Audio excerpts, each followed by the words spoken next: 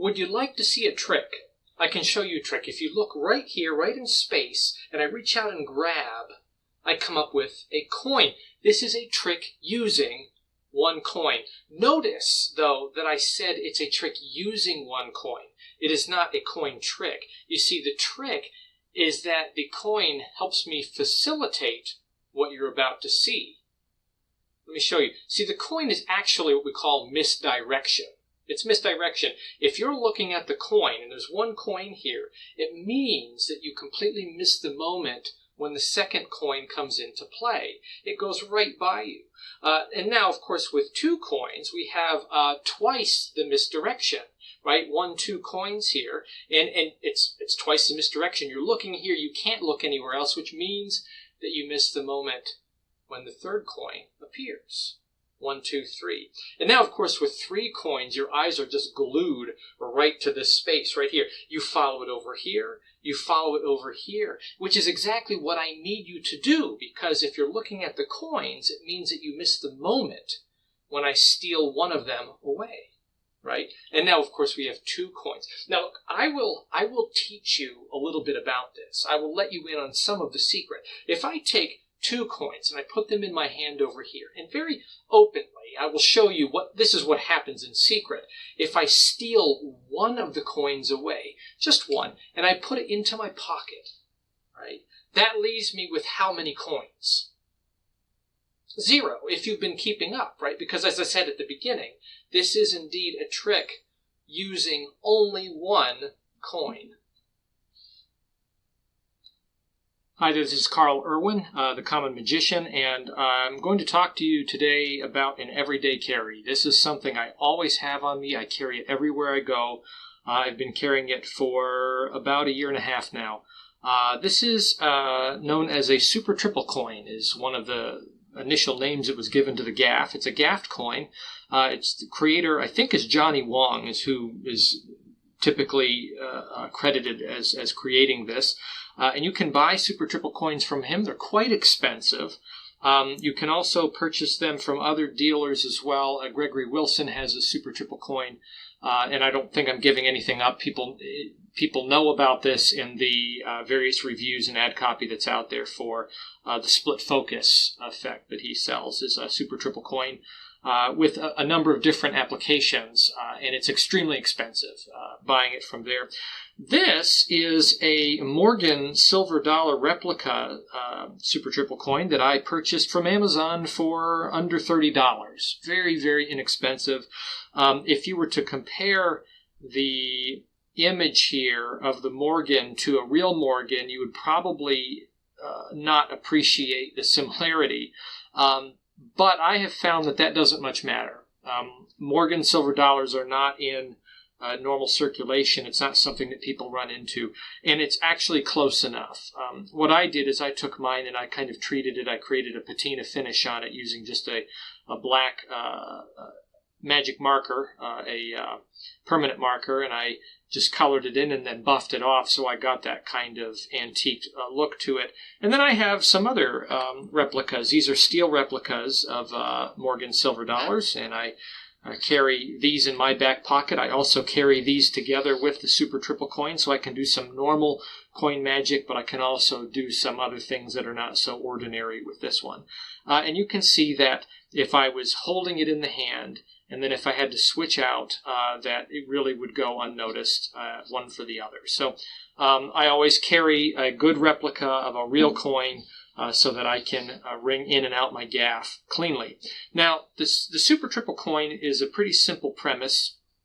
It is actually 3 coins in one, and it is 3 thin coins. It's a head, a tail, and then another head.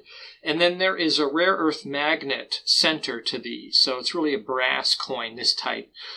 Most other super triple coins that you can find that are made from real coins are real coins. They're the real thing that have been milled down. They usually take 3 coins and mill them down, take away half of the coin, and then they add that magnet to it. And then they nest together perfectly like this, because the magnets bring them into perfect center, polar center, so that they are very, very secure. You can flip the coin. You can pass it hand to hand. You can do a lot of regular coin sleights even with this coin, even though it's a gaffed coin. And you can do various things that you normally would do with regular coins. So you can kind of mix and match. It's not like some other gaffs like a flipper or a shell where you have to handle it very carefully in order to apply sleights to it. It really does feel like a regular coin when it's all together. It doesn't ring like a regular coin, but it is a very secure thing. You can do a lot of things with this type of gaff, not just the routine that I showed you or something like that where coins appear and disappear. But you can also do some penetration type things. So if I have two coins like this and I drop them on the table, it looks like one coin has penetrated the table, right? So the things that you can do with like a flipper, you can do with this as well.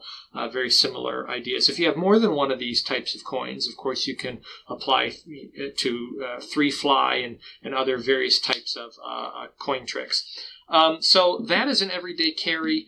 Get the Morgan replica that you can find, made by a Chinese maker. And go with that. And if the thing lasts for only a couple of years, it's worth the money, I think, at that amount. Now, I have another one. This is made by Roy Coopers, which is, he's a very well-known gaff coin maker. He makes various types of gaff coins, and this is a transient coin is what he calls it, but it's a super triple coin, same kind of idea. And again, his ad copy explains exactly what it is, so I'm not giving anything away when you go to buy it, but it is the same idea. This is made from real coins, real $50, real Kennedy $50, two heads and a tail, and the same ideas that go together. Now this has on it a Teflon pad so that they slide very easily. The super triple coin that you can buy, the really cheap ones, they usually have a sticker that goes on the back, and you can do various routines where you're turning them into poker chips or into Chinese coins or something like that. What I do is I replace the sticker with just a satin finish Scotch tape. So Scotch tape, the satin type, creates a really, really good slippery surface that lasts for quite some time. And it's cheap. I can just take that off when it starts to lose that kind of slippery contact and replace it. I put one strip on and then I line up another strip right next to it so there's no overlap. And that's just how I maintain it. So super triple coin, very, very useful gaff. The idea here is that you can make them multiply. You push off one side and you've retained the other side of the coin. You can keep it in a finger palm and use your Ramsey subtlety. Very simple coin sleights. And this makes you look like a world-class coin magician. A couple things on using gaffs versus using sleights. There are many folks in coin magic, very reputable people, that would say that you should first learn the sleights for coin magic before you use gaffs. Gaffs are something that should come after. I completely disagree with that, and I'll explain why. I think what really goes on, or what really should happen with gaffed coin work, is you need to know how to use the gaff. You need to know what is the appropriate usage of the gaffed coin.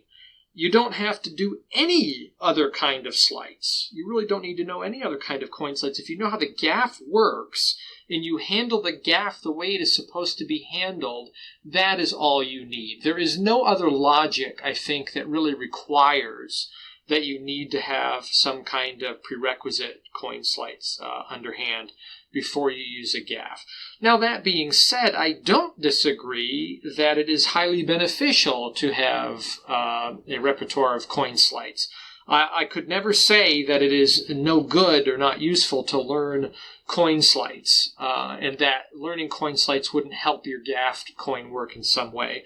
But I do not agree. I don't see any rationale for saying that you can't just use gaffed coins for all of your coin magic. And that makes coin magic more accessible, I think, to people like you or like me, perhaps, that, again, doesn't spend a lot of time on this hobby. It doesn't have a lot of time to spend on it. We're not professionals. We have various other priorities in life. But we can still use the gaffs to perform and to do magic for people, which is the whole point, right, is to be performing for somebody. Not necessarily has to be the point, but typically this is a performance art that you're doing for people, and that's kind of the usual goal. Some people learn magic therapeutically, I get that for sure, but my interest is in performing for people. So without having to depend on a great deal of coin sleights and being caught red-handed and having that fear always over my head, I carry one of these guys around. So practice with your gaff. Make sure that you know how to handle it. Make sure that your handling looks natural. I would say that when you practice, maybe passing a coin like this, dividing a gaff like this and passing one coin over, it's probably very beneficial to practice doing it for real, right? And maybe even doing it with a real coin just to make sure that you have the image of that proper. And we're not talking about a sleight here necessarily, but we're talking about an appropriate handling for the gaff. So another thing about using gaffs in general is that gaffs allow you to be more clean than you otherwise would be. Could I do that presentation that I showed you at the beginning using real coins? Yes, you can do something that looks almost identical to that and do it with real coins. It is possible to learn the various sleights to do that. However, you would be red-handed most of the time, and with this kind of coin, you're not red-handed. At least you don't have to be. You can get to a point in the routine like I did in my presentation where I clean up. So this is a tip for you. If you're doing magic with coin gaffs or regular coins, try to end clean. When you vanish the coin in such a way that it is gone. A no coin vanish. In this case, what I did was I made these coins appear, right? Bring the coins in, and then I make them disappear using the various kind of words and patter. And then I ended by saying, I'm going to show you how this works. And I should have 2 coins here, and I take one out and put it in my pocket. And now I'm perfectly clean because I can switch out for a good coin and bring that back into play as I make the last one. So I end with a vanish, but I also end clean as well. So if you're a common magician like me and you have that kind of fear and anxiety about doing coin magic, use gaffs for sure, and also try to set up your routine so that you end absolutely clean. You start clean, you end clean, and then you can feel good about what you're doing, and you don't have to worry so much about the performance. You can just perform. You can just do what you want to do and give people a good show. Other things concerning regular coin magic and ending clean, this is a couple things on the no coin vanish. So the no coin vanish is a philosophy of vanishing coin where you don't have anything really to begin with. It might be that you have a handful of change and you reach down, pick up a coin, put the change away, but you've picked up nothing, right? You've falsified that pick. You picked up nothing. You could say, name a denomination. They say quarter, say, okay, we'll take this quarter here. You pick up nothing. And then you talk about the quarter and you say, well, the quarter has got George Washington on one side. It's got the eagle on the other side. I want you to watch this closely, and then you make it vanish. So the no coin vanish can be done with a single coin. If you just carry a silver dollar or $half around with you and you want a really good coin vanish that's not a French drop or is not some kind of a retention vanish, right? Something like that. If you want a good no coin vanish, this is the way you can do it. You just apply your magic wand. So this is my magic wand. It is a wallet. So magic wand is used often to get you perfectly clean in a vanish. And here's how I do it. I say, I'll put this in my back pocket with my wallet. I'll say, look, you want to see a coin trick? I can show you a coin. Let me get my coin out here. Hang on 1 second. I can get to it here. And then you bring out the coin. You can have them take a look at it, and they look at the coin. And I would say it's a Morgan silver dollar. Then I take that back, right? And I put it over here, and then I put my wallet away, get stuff out of the way here, and then I talk about it. I say it's got Lady Liberty on one side, it's got the eagle on the other. I just want you to watch this very closely as it disappears, right? So that's a no coin vanish. Obviously, you're just ditching, right?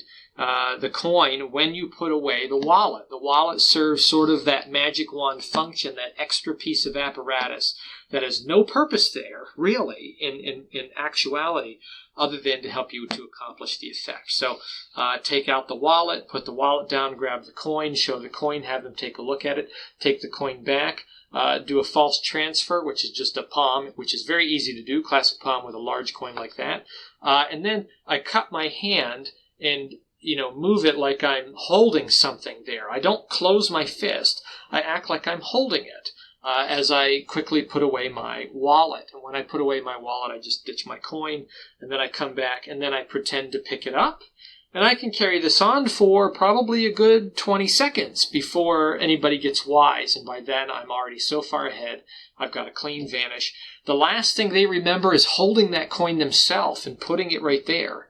That's what they recall about it. So anyway, the no coin vanish, a way of ending absolutely clean and still doing some regular types of coin work without any difficult sleights, just a simple, false transfer sort of thing. So a few ideas about doing coin magic as a common magician using gaffs. That super triple coin, go check that out. Buy, the Eisenhower dollar for $100 or more if you want, or a good Morgan, or the $50 version. Very good product here.